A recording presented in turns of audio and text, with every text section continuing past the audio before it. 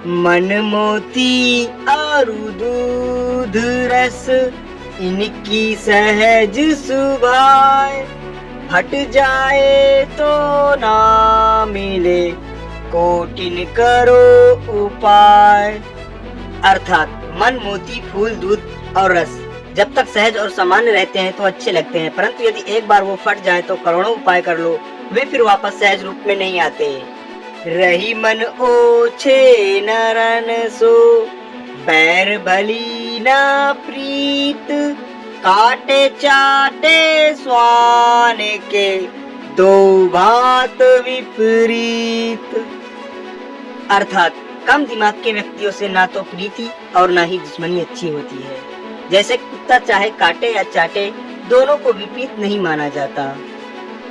रही मन पानी राखिए, बिन पानी सब सून, पानी गए न उबरे, मोती मानुष चून।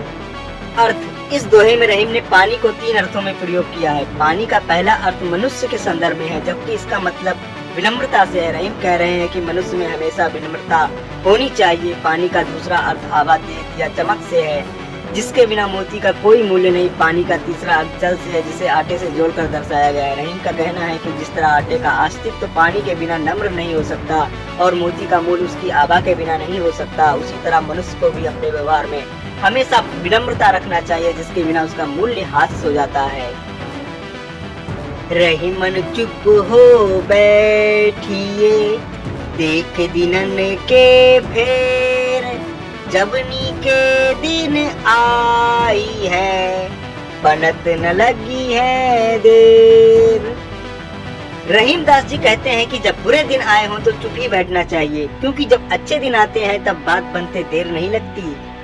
रही मन विपदा ही भली, जो थोड़े दिन होए, हित अनहित या जगत में, जानी परत सब कोय।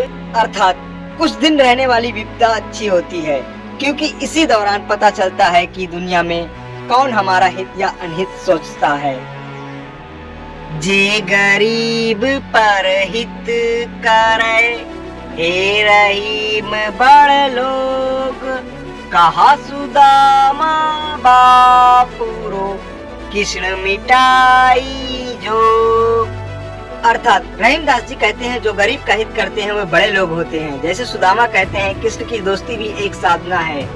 जो रहीम गति दीप की, कुल कुपूत गति सोए, बारे उंजियारो लगे, बड़े अंधेरो होए। अर्थात दीपक के चरित्र के जैसा कुपुत्र का भी चरित्र होता है।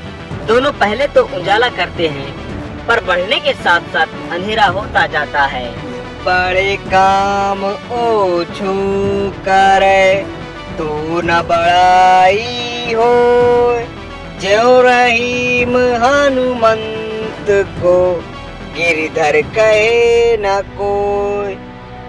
जब ओछे ध्येय के लिए लोग बड़े काम करते हैं तो उनकी बड़ाई नहीं होती है। जब हनुमान जी ने धौलागिरी को उठाया था तो उनका नामकरण गिरधर नहीं पड़ा, क्योंकि उन्होंने पर्वत राज को क्षति पहुंचाई थी। पर जब श्री कृष्ण ने पर्वत को उठाया तो उनका नाम गिरधर पड़ा, क्योंकि उन्होंने सर्वजन रक्षा हेतु पर्वत को उठाया था।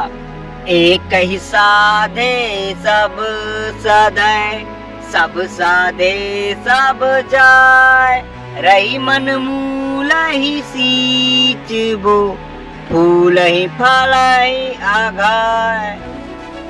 एक को साधने से सब सत्य हैं, सबको साधने से सभी के जाने की आशंका रहती है। वैसे ही जैसे पौधे के जड़ मात्र को सींचने से फूल और फल सभी को पानी प्राप्त हो जाता है और उन्हें अलग अलग सींचने की जरूरत नहीं होती है। आब गई आदर गया, नैनन गया स्नेही, ये तीनों तब ही गए, जब ही कहा कुछ देही। अर्थात रहीम दास जी कहते हैं जो ही कोई किसी से कुछ मांगता है तो ही आबरू आदर और आंख से प्रेम चला जाता है।